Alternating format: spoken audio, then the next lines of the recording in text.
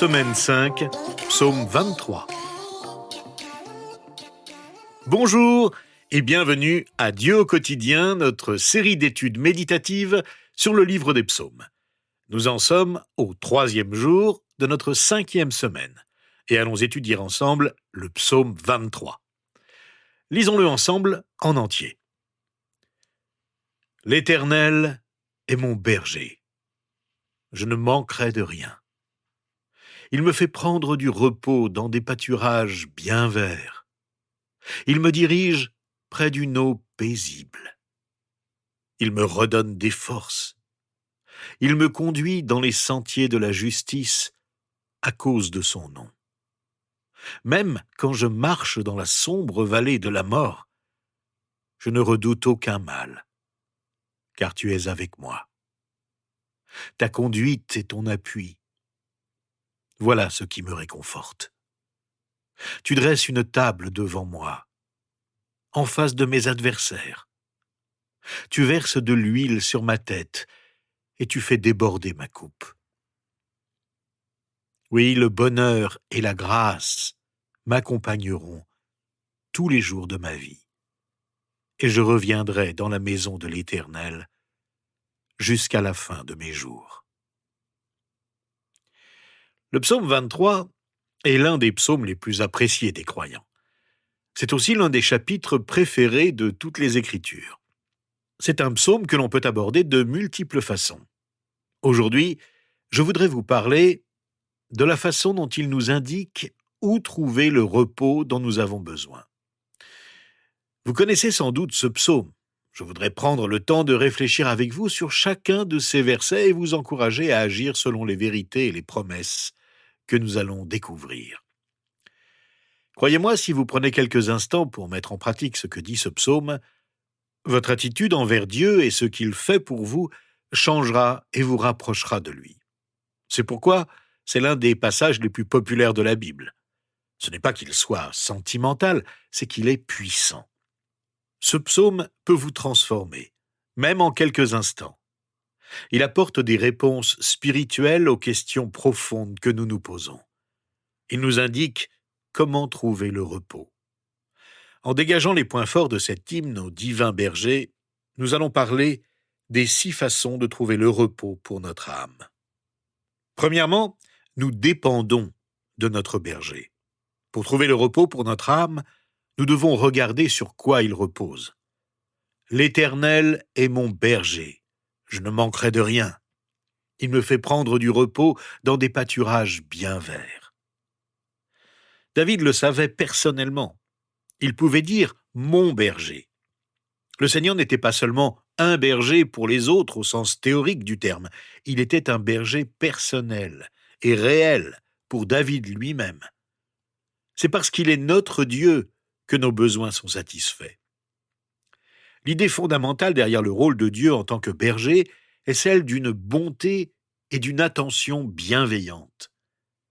David trouvait réconfort et sécurité dans la pensée que Dieu prenait soin de lui comme un berger prend soin de ses brebis. Pour lui, en être certain met fin à l'insatisfaction. Il déclare « Je ne manquerai de rien », à la fois comme une déclaration et une décision. « Je ne manquerai de rien » signifie « L'Éternel, mon berger, pourvoit à tous mes besoins ». Je ne manquerai de rien signifie « Je décide de ne pas désirer plus que ce que l'Éternel, mon berger, me donne ». Ne pas être dans le besoin signifie que nous ne serons pas accablés et attirés par ce que nous n'avons pas. C'est facile de croire que nous sommes dans le besoin. Vous pensez que votre voiture est parfaite jusqu'à ce que votre voisin en achète une nouvelle. Et vous dites que vous êtes dans le besoin. Vous êtes heureux dans votre travail jusqu'à ce que votre ami obtienne une promotion. Et vous vous croyez dans le besoin. Croire qu'on est dans le besoin, ne pas être satisfait de ce qu'on a, c'est se laisser piéger par l'idée que d'avoir plus ou mieux nous rendra plus heureux, que cela comblera notre vie. Alors, comment parvenir à être satisfait de ce que nous avons ? Eh bien, nous faisons ce que dit le psaume. Nous reconnaissons que l'Éternel est notre berger. que nous dépendons de lui pour tout ce dont nous avons besoin. L'idée de Jésus comme le bon berger était précieuse aux premiers chrétiens. L'un des motifs les plus courants des peintures des catacombes était celui d'un berger portant un agneau sur ses épaules. En fait, le plus difficile pour accepter le Seigneur comme notre berger est de se considérer comme une brebis. C'est là que nous nous trompons souvent.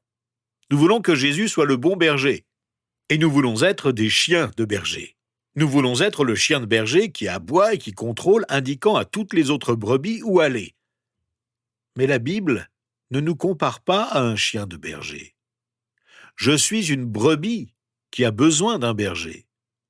Et en m'appuyant sur ce berger, c'est là que je trouve le repos, que mes besoins sont satisfaits et que je me contente de ce qu'il me donne. Faire confiance à son berger, c'est la première façon de trouver le repos pour son âme. Deuxièmement, nous faisons confiance à Dieu pour qu'il nous redonne des forces. Le Seigneur, tel un berger, a procuré du repos à David quand il en avait besoin, tout comme un berger prend soin de ses brebis. Cela implique qu'une brebis ne sait pas vraiment ce dont elle a besoin ni ce qui est bon pour elle, et a donc besoin de l'aide du berger. C'est pourquoi David déclare « Il me fait prendre du repos dans des pâturages bien verts, il me dirige près d'une eau paisible, il me redonne des forces. » Le berger sait quand ses brebis ont besoin de verts pâturages et quand elles ont besoin d'eau calme. Ces images sont riches d'un sentiment de réconfort, d'attention et de repos. Philippe Keller, qui a écrit un livre sur le psaume 23, a bien noté que les brebis ne se couchent pas facilement et ne le feront que si 4 conditions sont réunies. Parce qu'elles sont timides, elles ne se couchent pas si elles ont peur. Parce que ce sont des animaux sociaux, elles ne se couchent pas s'il y a des frictions entre elles. Si des mouches ou des parasites les dérangent, elles ne se couchent pas. Enfin, si les brebis s'inquiètent sur leur nourriture ou ont faim, elles ne se couchent pas. Le repos vient parce que le berger a affronté la peur, les frictions, les nuisances et la faim. Si nous voulons être revigorés et trouver ainsi le repos pour notre âme, faisons donc confiance à notre bon berger, qui nous procure toujours au bon moment ce dont nous avons besoin. Les tendres soins du berger décrits au début du psaume ont produit l'effet escompté. L'âme de David a été restaurée par les verts pâturages et les eaux paisibles symboliques où le berger l'a conduit. Se laisser conduire par le Seigneur nous procure le repos dont notre âme a besoin. Troisièmement, si nous voulons trouver le repos pour notre âme, nous suivons le chemin de Dieu, le droit chemin. Il existe plusieurs chemins, comme le chemin de la moindre résistance, le chemin du plus grand gain, mais tous les chemins ne sont pas bons.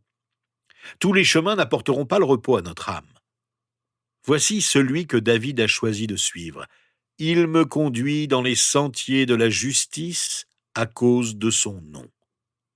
La direction du berger n'a pas seulement réconforté et restauré David. Le berger guide ses brebis vers la justice. La direction de Dieu envers David avait donc un aspect moral. Dieu se préoccupe de nos besoins physiques, mais aussi de nos besoins moraux et spirituels. Il nous guide sur le droit chemin, sur le bon chemin. Les brebis du Seigneur sont conduites sur les sentiers de la justice, sur la voie de l'obéissance à sa parole. Les obstacles sont levés, les brebis sont fortifiées pour marcher et courir dans les sentiers des commandements de Dieu. Plus nous nous imprégnons de sa parole, plus nous marchons dans la bonne direction. Il suffit que nous nous laissions guider par celui qui nous a donné toutes les bonnes instructions pour le suivre et trouver ainsi le repos dont nos âmes ont besoin. Nous ne trouverons jamais le repos pour notre âme si nous prenons la mauvaise direction. Et plus nous nous égarerons, plus notre âme sera mal à l'aise. Suivons donc avec zèle et persévérance la voie que Dieu nous a tracée. Le berger guide les brebis avec une vision globale à l'honneur et à la gloire de son propre nom. Dieu agit pour notre bien afin de manifester la gloire de sa grâce, et non en raison d'un quelconque mérite de notre part. Les motifs de Dieu envers nous découlent des perfections et de la bonté de sa propre nature. Quatrièmement, si nous voulons trouver du repos pour notre âme, rappelons-nous que Dieu est avec nous. Dieu est avec nous dans les bonnes circonstances comme dans les mauvaises. Voici ce que nous dit David au verset 4. « Même quand je marche dans la sombre vallée de la mort, je ne redoute aucun mal, car tu es avec moi. Ta conduite et ton appui, voilà ce qui me réconforte. » C'est la première note sombre de ce magnifique psaume. David a déjà parlé de verts pâturages, d'eau paisible et de sentiers de justice. Pourtant, en suivant le Seigneur comme berger, on peut encore traverser la sombre vallée de la mort. David a utilisé cette expression puissante pour évoquer une expérience sombre et effrayante. Il est question d'une vallée et non d'un sommet de montagne ou d'une vaste prairie. Une vallée évoque un enclos et un encerclement. C'est une vallée de l'ombre de la mort, non pas face à la substance même de la mort, mais à l'ombre de la mort, projetant sa silhouette effrayante sur les sentiers de la justice. C'est une vallée de l'ombre de la mort face à ce qui semblait à David être la défaite et le mal ultime. David a bien reconnu que sous la conduite du berger, il pourrait traverser la sombre vallée de la mort. Ce n'est ni sa destination, ni son lieu de résidence. Notre vie se vit sous l'ombre de la mort, mais la présence consciente du Seigneur comme berger la rend supportable. Cette phrase est particulièrement suggestive lorsque nous lisons ce psaume en pensant à Jésus, le bon berger. Nous comprenons qu'une ombre n'est pas tangible, mais qu'elle est projetée par quelque chose qu'il est. On peut dire à juste titre que nous ne sommes confrontés qu'à l'ombre de la mort, car Jésus a pris à notre place la pleine réalité de la mort. N'ayons donc pas peur des sombres moments que nous expérimentons. Nous ne pourrons pas y échapper. Dieu ne nous a pas menti. Mais savoir qu'il est avec nous et qu'il continue de nous guider nous permet de trouver du repos pour notre âme. David déclare sa confiance au divin berger ainsi. « Ta conduite et ton appui, voilà ce qui me réconforte. » La Bible du Semeur a gardé les mots hébreux originaux pour exprimer la conduite et l'appui du berger. « Ta houlette me conduit, ton bâton me rassure. » La houlette était un bâton qui se terminait en forme de boucle ou de crochet pour guider les brebis et les sauver des dangers qu'elles pouvaient encourir. Le bâton servait à compter les brebis, à les défendre. Il représentait l'autorité du berger. La houlette représentait la protection et la conduite, et le bâton représentait l'autorité et l'appui. Comment trouver du repos pour notre âme ? En nous plaçant sous la protection et la direction de Dieu, et en acceptant son autorité et sa discipline. Car il nous conduit dans la bonne direction, même quand nous voulons sortir des sentiers de la justice. Cinquièmement, nous apprécions ce que Dieu nous a donné. David écrit « Tu dresses une table devant moi en face de mes adversaires. Tu verses de l'huile sur ma tête et tu fais déborder ma coupe. » Votre coupe est-elle à moitié vide ou à moitié pleine ? Dans le psaume 23, la coupe déborde d'appréciation pour ce que Dieu a donné. Chacun de nous peut regarder sa vie et voir des choses qu'il n'a pas. L'une des habitudes les plus importantes d'une âme saine et apaisée est d'apprécier ce que l'on a, et même de déborder de gratitude pour ce que Dieu nous a donné. Ce genre d'action de grâce apaise l'âme. David a imaginé la provision et la bonté offertes par le Seigneur tel un hôte, l'invitant à une table riche, préparée pour lui. Il en donne une belle image. La table évoque la générosité. Préparer suggère la prévoyance et l'attention. Devant moi suggère le lien personnel. La bonté et l'attention que suggère la table dressée sont placées au milieu de la présence de mes adversaires. C'est une phrase frappante. L'attention et la sollicitude de l'hôte n'éliminent pas la présence de mes ennemis, mais permettent de ressentir la bonté et la générosité de Dieu, même au milieu d'eux. Malgré les dangers et la présence d'ennemis, David jouissait de la richesse de la bonté de son hôte. Restons heureux dans la présence du Seigneur qui nous comble de bienfaits, quelles que soient les épreuves que nous traversons. Et puis, sixièmement, la dernière chose à faire est de se concentrer sur l'avenir. Nous avons tendance à nous concentrer sur l'ici et maintenant, sur ce dont j'ai besoin et ce que je veux maintenant. Le psaume 23 nous encourage à nous concentrer avec confiance sur le lendemain et l'avenir lointain. C'est là que l'on trouve le repos véritable de l'âme. Le dernier verset de notre psaume est une exclamation. Oui, le bonheur et la grâce m'accompagneront tous les jours de ma vie, et je reviendrai dans la maison de l'Éternel jusqu'à la fin de mes jours. Nous ne négligeons certes pas le présent, mais nous portons toujours notre regard vers le futur. Le bonheur, c'est la bonté de Dieu envers nous, et la grâce se manifeste par l'amour que Dieu a pour nous. Les deux se manifestent tous les jours de notre vie. Dieu nous invite chaque jour à sa table, à jamais. Être l'invité de Dieu, c'est être plus qu'une simple connaissance. Invité pour un jour, c'est vivre avec lui pour toujours. D'ailleurs, l'expression hébraïque « jusqu'à la fin de mes jours » peut se traduire « à jamais ». Que ce psaume soit notre prière et notre louange quotidienne. Souvenons-nous des 6 choses que le psaume 23 invite à faire pour jouir du repos de Dieu. Louons donc le Seigneur ensemble pour terminer notre survol de ce psaume. Seigneur, tu es notre berger fidèle. Et nous te sommes si reconnaissants de prendre soin de nous comme tes brebis. Merci pour le repos que nous recevons de toi en te suivant. Tout ce que nous avons nous vient de toi. Nous n'avons rien que nous n'ayons pas reçu. Merci, parce que tu nous diriges, tu nous guides sur le droit chemin, et ta parole nous enseigne comment te suivre.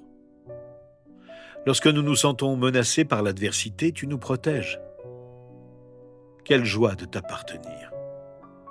Nous nous attendons à toi pour tous nos besoins aujourd'hui, en sachant que tu as prévu ce qu'il nous faudra pour demain jusqu'à la fin de nos jours.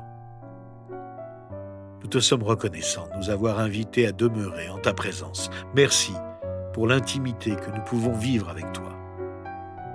Accepte notre louange au nom du Seigneur Jésus, qui nous a conduits jusqu'à toi. Amen. Rejoignez-nous demain pour notre étude du psaume 24, un hymne dédié au Seigneur, le roi glorieux.